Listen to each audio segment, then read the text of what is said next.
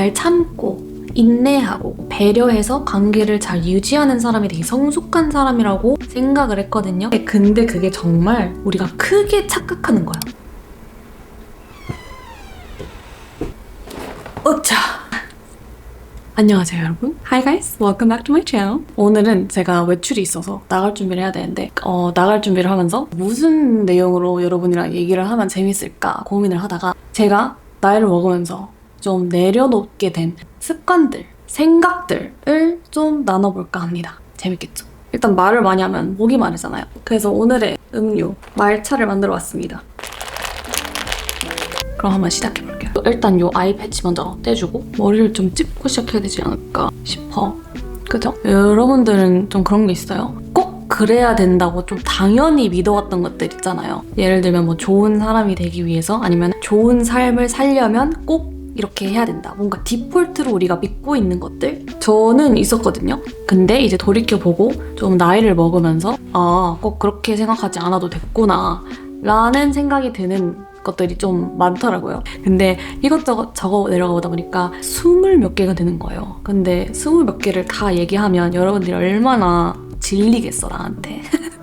그래서 오늘은 짧고 굵게 한번 나눠보자고요. 세럼은 요즘에 낮에는 요거 쓰는데 웰라주의 리얼 히알루로닉 블루 앰플. 이게 되게 가벼워서 낮에 쓰기 좋더라고요.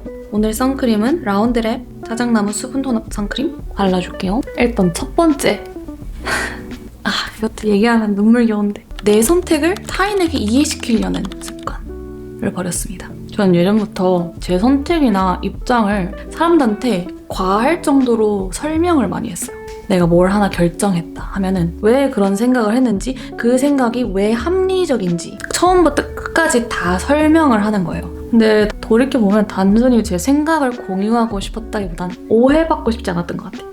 오해받고 싶지 않고 이해받고 싶었던 것 같아요. 모두에게. 어느 순간부터 제가 제 선택에 대해서 설명을 하는 게 아니라 그 선택이 왜 정당한가에 대해서 계속 증명을 하고 있더라고요. 사실 우리의 선택은 누구한테 허락을 받아야 되는 게 아니잖아요. 우리의 선택이니까. 근데 무의식적으로 이 정도 설명하면 이 사람이 이해해주겠지. 나와 공감해주겠지. 내가 틀렸다고 생각하지 않겠지. 라는 마음을 무의식으로 깔고 있었던 것 같아요. 그래서 이건 나한테 건강한 태도가 아니다. 라는 생각이 어느 순간부터 들었어요. 그리고 물론 제가 아직도 어리지만 나이를 먹으면서 좀 느꼈던 게 나를 이해해주는 거랑 나와 동의하는 거랑은 완전 다른 범위구나 라는 걸 느꼈어요. 누군가 내 선택의 배경은 이해해줄 수 있지만 그거에 대해서 동의하지 않을 수도 있고 반대로 내가 아무리 나의 입장을 설명을 하고 내 선택에 대해서 설명을 한들 서로 생각하는 가치나 살아온 방식이 다르면 끝까지 이해 못할 수 있다. 그게 내 설명이 부족해서도 아니고 내 선택이 틀려서도 아닌데 예전에는 그걸 내 문제로 받아들였었던 것 같아요.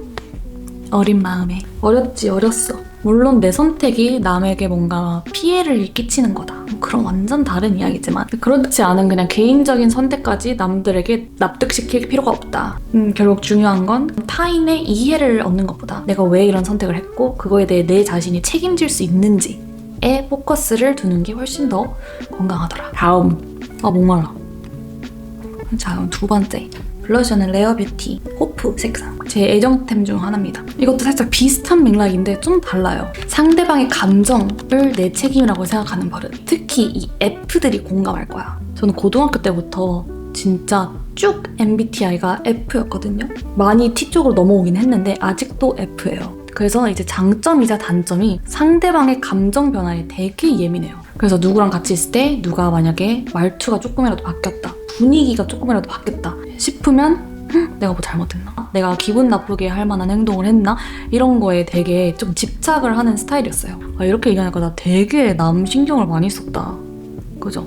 돌이켜보면 나와 함께 있는 그 시간 동안 상대방이 느끼는 감정에 대한 책임이 어느 정도 나한테 있다고 생각을 했던 것 같아요. 연애할 때도 그게 조금 심했어요. 만약에 뭐 남자친구랑 다퉜어. 근데 이게 막 누가 한 명이 잘못한 게 아니라 그냥 서로의 생각이 달라서 만약에 다퉜다 라고 이제 컨디션을 두고 얘기를 하자면 나는 이걸 지나갈 준비가 됐는데 상대방이 아직 준비가 되지 않았다. 그러면은 상대방이 감정이 풀릴 때까지 저도 그 감정 속에 같이 갇혀 있는 거예요. 그러니까 상대방의 감정이 나의 감정이 되는 거지. 근데 그게 뭐 연인 관계든 친구 관계든 반복이 되니까 너무 제가 스트레스를 받는 거예요. 그래서 이제 나이가 들면서 배운 게 친구 관계든 연인 관계든 가족 관계든 상대의 감정을 내가 배려할 수는 있지만 그 상대방의 감정 전체를 내가 책임질 수는 없다. 물론 내가 잘못한 게 있다면 사과를 해야 되고 내가 할 수 있는 몫은 당연히 해야죠.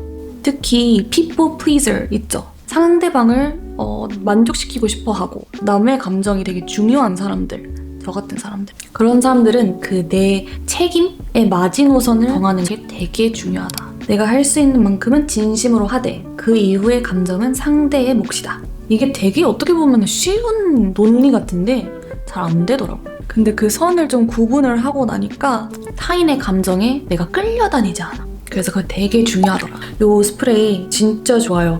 화장이 안 무너져. 그리고 세 번째, 거절할 때 뭔가 완벽한 이유가 필요하다고 생각하는 버릇. 저는 진짜 여러분 거절을 잘 못했어요. 근데 나만 그런 거 아니잖아. 그런 분들 있죠. 그 거절을 못하겠어. 뭔가 내가 죄를 짓는 것 같은 느낌이잖아요. 내가 거절을 하면 몰라. 난 그래. 그래서 어떻게든 막 상대방이 납득할 수 있을 만한 이유를 막 찾고 나 혼자. 근데 그거 알아요, 여러분? 호의가 계속되면 권리인 줄 안다. 이 말이 사실이 아니길 바랬어. 하지만 사실이더라. 근데 어쩔 수 없는 것 같아요. 호의를 계속해 받아서 권리인 줄 아는 사람도 물론 잘못된 거지만 사람이 친절에 익숙해지면 그냥 어쩔 수 없이 무뎌지는 것 같아. 그래서 나의 리밋을 내가 스스로 정하고 거절하는 법을 배우지 못하면 나를 잃는다. 그리고 사실 부탁이라는 게 들어주는 게 의무가 아니잖아요. 의무가 아니기 때문에 부탁인 거잖아요. 내가 꼭 해야 되는 일이면은 그거는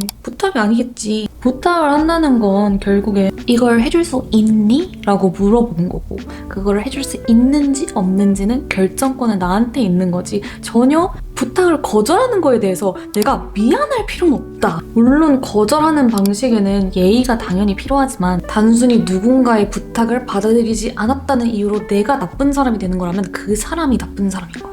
이용당하지 마. 외워. 내가 모든 사람의 부탁을 들어줄 의무는 없고 내가 들어줄 수도 없다. 내 시간과 에너지, 지금 나의 우선순위를 지키기 위해서는 거절하는 건 이기적인 행동이 아니라 내 한계를 내가 알고 잘 컨트롤하는 행위다. 라는 생각이 들더라고요. 그리고 그 번외로 네 번째를 얘기해보자면 싫어도 참는 게 성숙한 거라고 믿는 거. 좀 더 어렸을 때는 뭔가 어른스럽고 성숙한 거라고 하면 잘 참고 인내하고 배려해서 관계를 잘 유지하는 사람이 되게 성숙한 사람이라고 생각을 했거든요. 저만 그런 건 아니잖아요. 다들 좀 그렇게 배우지 않나요? 몰라, 내 시대 땐 좀 그렇게 배웠던 것 같아. 좀 이제 말 잘 듣고 참고 인내하고 살짝 그런 사람이 되게 멋있고 성숙한 사람이라고 누가 그렇게 알려준 건 아닌데 그냥 뭔가 그런 것 같은 분위기가 있었어. 뭔가 괜히 분위기 깨지 말고 그냥 수긍하고. 그래서 저도 살짝 내가 참으면 이제 모두가 편할 수 있다, 살짝 그런 생각을 좀 했었던 것 같아요. 근데 그게 정말 우리가 크게 착각하는 거야. 그거는 성숙한 게 아닌 것 같아. 어떻게 보면 나 스스로 좀 더 그냥 쉬운 방법을 택하는 거지 성숙하다? 그건 좀 이제 제가 생각하기에는 성숙한 모습은 아닌 것 같아요. 성숙한 건 무조건 그 상황과 상대를 배려한다는 이유로 내 감정을 누르고 그냥 흐지부지 넘어가는 게 아니라 내가 뭐가 불편한지를 먼저 알아채고 그걸 상대방이 불편하지 않게끔 상대를 공격하지 않는 방식으로 잘 풀어서 전달하는 능력인 것 같다 라는 생각을 요즘에 합니다. 그러고 싫어도 참는 게 뭔가 그거 그렇게 해서 지나갈 것 같죠? 절대 아니야. 그거 조금씩 쌓여서 결국에는 한번 크게 터져요. 그렇게 되면 어떻게 된다? 오히려 내가 지키려고 침묵했던 그 관계가 오히려 나중에 더 크게 악화된다. 그래서 싫은 거, 불편한 거, 부정적인 것들을 잘 풀어내는 게 성숙하게 인간관계를 하는 거고 동시에 내 멘탈 관리를 하는 거다. Next! 마스카라는 키스미 제품 씁니다. 이게 제일 저는 안 지워지더라고요. 저 같은 무쌍은 이 속눈썹이 진짜 중요해요. 뷰러랑 자, 다음. 마음이 식은 관계를 예의 때문에 계속 붙잡고 있는 거. 이건 살짝 좀 컨트로버셜할 수도 있어. 우리가 나이를 먹고 특히 20대 초중반에 정말 나의 세계가 확장되거든요. 나의 새로운 가치관이 생기고 나의 새로운 세상이 생겨. 근데 그렇게 되면은 예전에 오랫동안 알고 지내던 관계들이랑 점점 더 가치관이 달라질 수 있어요. 예전에 저는 그걸 잘 받아들이지 못했어요. 물론 제가 얘기하는 케이스는 한때는 잘 지냈는데 점점 이 사람의 가치관이 나의 가치관과 도저히 맞지가 않고 함께하면 내 마음이 불편해지는 그런 관계들 있잖아요. 그 사람이 뭘 잘못해서가 아니라 같이 있으면 불편하고 근데도 놓지 못하는 관계들, 그런 관계들을 계속해서 붙잡고 있는 건 나에게도 그 사람에게도 예의가 아니다. 그렇다고 해서 그 사람과 가졌던 관계가 실패가 되는 것도 아니고 그냥 각자 그렇게 성장해서 다른 방향으로 나아가는 거다. 그리고 그 다음, 좋은 삶이라면 항상 행복해야 된다는 생각. 저는 가끔 그런 생각 하거든요. 좋은 삶, 행복한 삶이라면 기본적으로 늘 즐거워야 되지 않나? 행복해야 되지 않나? 라는 생각? 그래서 괜히 막 좀 우울한 날이나 기분이 좀 가라앉는 날, 좀 힘든 날이 찾아오면 좀 불안했어요. 내 삶에 문제가 있나? 근데 제가 언제 한번 되게 인상적인 말을 들은 적이 있어요. 사실 이거 JMC가 우리 연애할 때 말해준 건데 뭐였지? 행복이라는 말은 슬픔과 균형을 이루지 않으면 의미를 잃는다. 무슨 말이냐면 행복이라는 감정도 결국 그와 상반되는 다른 감정들이 존재하기 때문에 비로소 알아볼 수 있는 거다. 와, 난 진짜 이 말이 너무 충격적이었어. 한 번도 그렇게 생각을 해본 적이 없거든요. 근데 생각해보면 정말 매일이 계속 즐거우면 어느 순간부터는 그 즐거움도 상대적으로 즐거운 순간이 안 되지 않을까? 좀 조용한 날도 있고 지루한 날도 있고 슬프거나 불안한 날도 있으니까 우리가 좋은 순간을 마주했을 때 그 행복을 온전히 느끼는 거지 않을까. 그래서 뭐 어느 하루 좀 기분이 안 좋아, 아니면은 좀 안 좋은 일이 있었어, 그런 순간을 마주했을 때 너무 그 순간을 타박하거나 그걸로 인한 내 삶의 만족도를 의심하지 않으셨으면 좋겠다. 저도 포함해서. 그 다음 7번째, 꼭 지쳤다고 느낄 때 쉬려고 하는 버릇. 이거 진짜 많은 분들이 찔릴 것 같아. 여러분, 쉼이라는 건 몸과 마음이 번아웃이 올 때까지 버티고 완전히 망가진 후에 받는 보상이 아니에요. 그렇게 망가지지 않기 위해 미리 챙겨야 되는 게 바로 쉼이다. 솔직히 이미 몸과 마음이 다 지치고 방전된 상태에서 가지는 거는 휴식이 아니지. 그거는 회복이지, 회복. 리커버리. 여러분, 번아웃이 얼마나 무서운지 아시죠? 진짜 한 번 번아웃이 오면 다시 일어서기가 너무 힘들어. 저도 번아웃이 왔었거든요. 그리고 아직도 100% 리커버를 하지 못한 것 같아. 근데 우리는 되게 자연스럽게 번아웃이 왔다? 나 그 정도로 일을 열심히 했다 라고 살짝 부심이 있다? 저도 그랬거든요. 번아웃 왔어. 나 너무 일을 열심히 했나 봐. 좀 이제 쉬어야지. 아니야, 그 전에 쉬어야 돼. 요즘 시대의 영어 표현 중에 그런 말이 있어요. Burnout is not a flex. 번아웃이 올 정도로 나를 몰아붙였다는 거는 자랑할 일이 아니다. 왜냐, 일단 내 컨디션 관리를 못한다고 그냥 대놓고 얘기를 하는 거예요. 왜냐면 어떤 길이든 장기적으로 가져가려면 완전히 방전되기 전에 충전을 해줘야 돼요. 우리 핸드폰도 그렇잖아요. 방전될 때까지 기다렸다가 핸드폰 꺼진 후에 충전 케이블 넣으면은 로딩 되는데도 되게 오래 걸리잖아요. 그리고 그런 일이 계속 반복되면 배터리 수명도 줄어. 그리고 우리도 똑같아요. 늘 한계까지 버텼다가 회복을 하고 또 버텼다가 방전돼서 회복을 하고 이걸 계속 반복하게 되면 다시 움직일 수 있을 정도로 회복될 때까지 정말 점점 더 많은 시간이 필요하게 되는 것 같다. 그래서 뭐 내가 쉴 자격이 있나? 나 아직 할 일이 이렇게 남았는데 내가 어떻게 감히 쉬어? 라는 생각은 좀 내려놓고 장기적으로 무엇을 하든 우리 꾸준히 오랫동안 가져가기 위해서는 중간중간에 내 컨디션을 보고 내 몸이 말해주기 전에 짬짬이 쉬어라. 그러면은 뭐든지 더 건강하게 오래 해낼 수 있지 않을까 생각을 합니다. 그리고 8번째, 열심히 하면 보상받아야 된다는 생각을 좀 내려놨어요. 우리 다들 그렇게 생각하잖아요. 내가 이만큼 시간과 노력을 투자를 했는데 당연히 이 정도의 보상은 따라와야지. 열심히 공부하면 좋은 성적이 나와야 되고, 열심히 일을 하면 인정받아야 되고, 열심히 운동하면 몸이 그만큼 좋아져야 되고, 다들 그렇게 생각하잖아요. 그래서 노력한 만큼 뭔가 내가 기대한 결과가 나오지 않았을 때 되게 실망하고 그걸 좀 넘어서서 내가 들인 그 시간 자체가 좀 무의미해지는 느낌? 근데 내가 간과한 게 무엇이냐면 노력과 결과는 생각보다 정확하게 비례하지 않는다.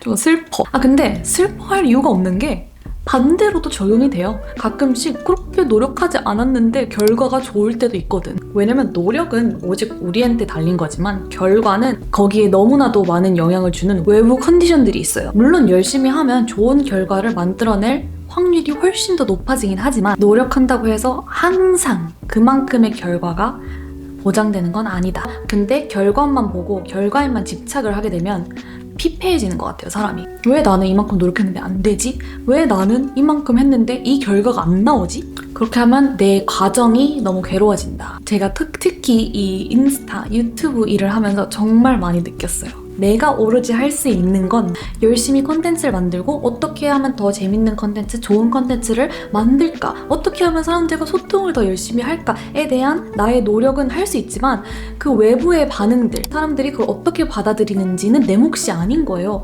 I can only assume and just do my best. 그래서 내 노력에 대한 가치를 결과물 하나로만 판단을 하기보단 그 과정에 좀 시선을 두려고 노력을 합니다. 아직도 정말 노력하고 있어요. 원하는 결과를 얻지 못하더라도 그 과정에서 실력이 늘었을 수도 있고 내 한계를 알게 됐을 수도 있고 다음 선택을 더 잘할 수 있는 기준이 생겼을 수도 있으니까. 그리고 솔직히 모든 경험에서 꼭 멋진 교훈을 하나씩 꼭 찾아야 된다고는 생각하지 않아요. 정말 열심히 했는데도 아무것도 얻지 못한 것 같을 때도 있어. 하지만 열심히 하는 건 좀 결과를 청구할 수 있는 영수증이라기보다 내가 가고 싶은 방향으로 갈 수 있는 가능성을 높이는 행위라고 생각을 하면 좀 낫지 않을까.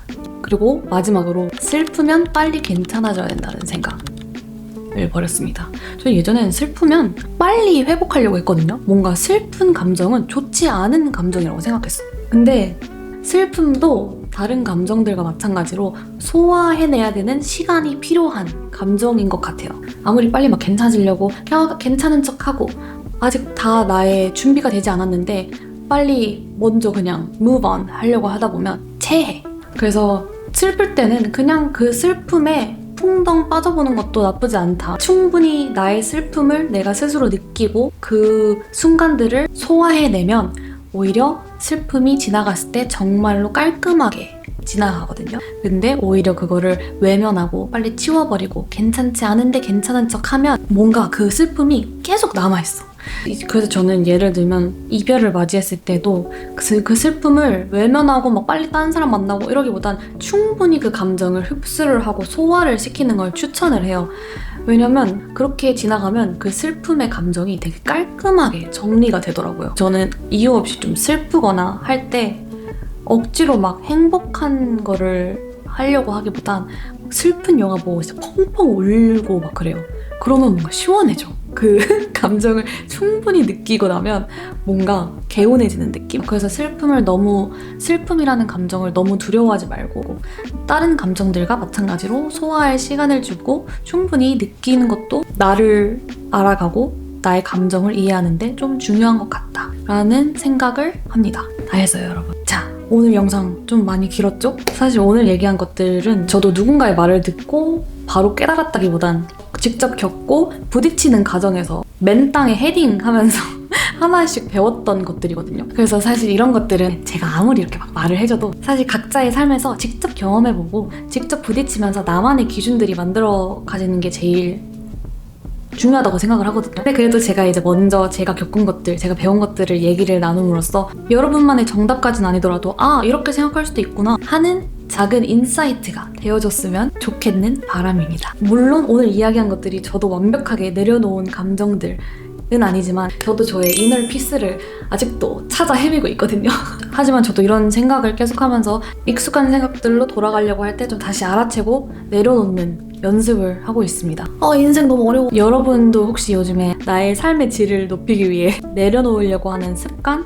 생각들 있으면 댓글로 알려주세요. 오늘도 제 이야기 들어주셔서 너무 감사하고 저희는 다음 영상에서 만나요. 그럼 빠이!